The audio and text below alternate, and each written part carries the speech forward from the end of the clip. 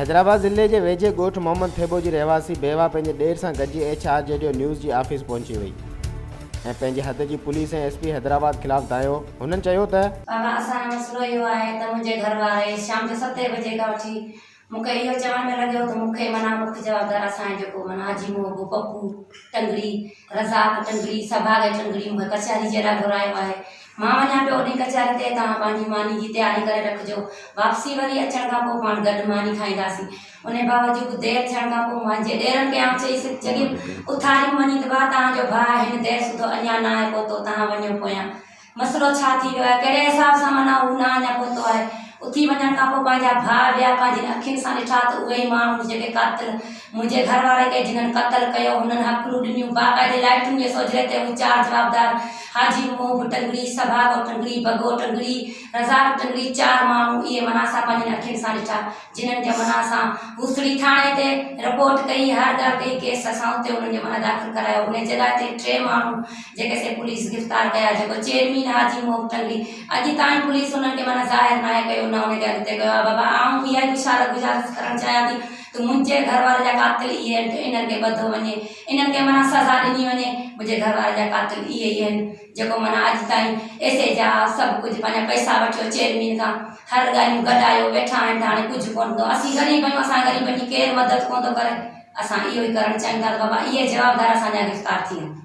जेके पहिरें ॾींहुं पोस्टमार्टम थियण खां ई अॻु मुंहिंजे 3 जवाबदार रज़ाक टंगड़ी बगो टंगड़ी सभागो टंगड़ी मौजूदु थिया आहिनि। पोइ उन विच मंझि 15-20 ॾींहंनि खां पोइ माना बगे टंगड़ी सभागे टंगड़ी खे हाजी मोहबू चेयरमैन हाजी मोहबू जो सालो आहे सभागो टंगड़ी जेके मदद कराए पंहिंजे खे माना कढाए पुलिस खे पैसा वठी एस जा DSP सभु माना उहे पंहिंजा मिलियल पैसा वठी उन्हनि माना पंहिंजो उन्हनि खे कढाए माने हिकिड़ो रज़ाक हुन ते माना लठ बरामद करे एस जे माना पेश कयो कोर्ट में त बाबा हाणे ही पेश थी वियो, तव्हांजा ॿिया जवाबदार आहिनि। असां जिन्हनि पंहिंजी अखियुनि सां ॾिठो जलाल पंहिंजे वात सां ऐं हुनजी घरवारी बि अमीना ॻाल्हायां जेको मूंखे ॿुधायो वियो त आउं वञा पियो, मूंखे फैलाणनि माण्हुनि घुरायो आहे। मुंहिंजा ॾेरनि गुलाम रसूल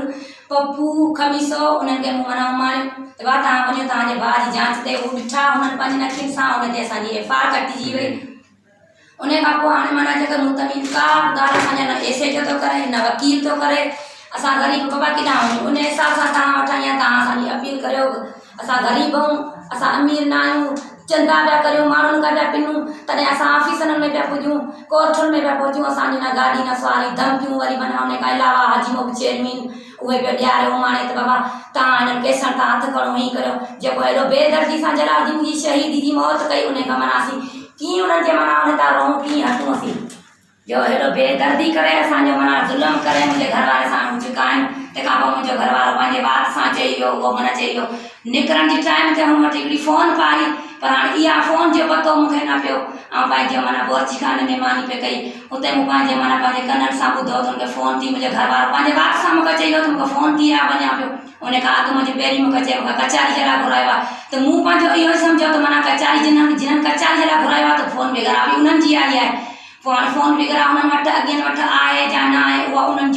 जी दिलि जी ख़बर उन्हनि खे हूंदी, पर मुंहिंजो घर वारो फ़ोन थी ओॾी माल उथियो हलियो वियो।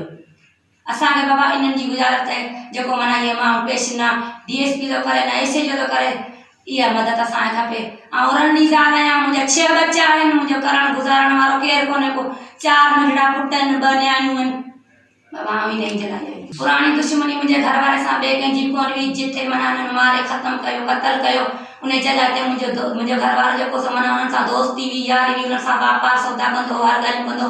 उन्हनि खे जेको चेयरमैन हाजी मोहबा उन्हनि खे चवे तूं हुननि खे न छॾे, ही न अचे छोकिरो तव्हां वटि तव्हीं वापारु वटि गॾु न करियो, पर हू छोकिरा चवंदा हा असांजो भाउ आहे, असीं पंहिंजो ग़रीब आहियूं, गॾु सौदा वापारु करियूं पिया, हर ॻाल्हियूं करियूं पिया, असांजो भाउ आहे, असांखे उन्हनि मां को बि ॾुख न आहे न असांजो हुन मां थियो, असां हुन ग़रीब खे छो रखूं ताईं असां वटि न अचो। दुश्मनी वग़ैरह हाजी मोहबू पंहिंजी माना पाणी दिलि सां कई, मुंहिंजे घर वारे खे सां कोन कई, जेको हुननि खे रोकियो वियो त माना तव्हां हिननि खे न चढ़ियो। साईं असांजी घुरायूं थिए थाणे ते असांजे FIR कटराई आहे, उनखे 2 महीना थिया आहिनि। असांजी अखियुनि छा क़ातिल आहिनि हाजी मोहबू सभागो बगो ऐं पप्पू, उहो बासिर माण्हू आहे, उनखे पुलिस नथी ॿधे, पुलिस 2 जवाबदार ॿधी बगो ऐं सभागे जे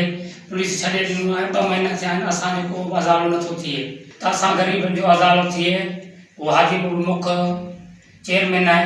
UC जो चेयरमैन आहे, असांजो अखियुनि जो कातल आहे, उनखे पुलिस नथी झले, पैसा वठो उनखे पुलिस छॾे पई, असांजो को बि अज़ालो नथो थिए। असीं इहा गुज़ारिश कयूं था त असां ग़रीब जो अज़ालो थिए, असांखे पंहिंजो हक़ मिलियो वञे।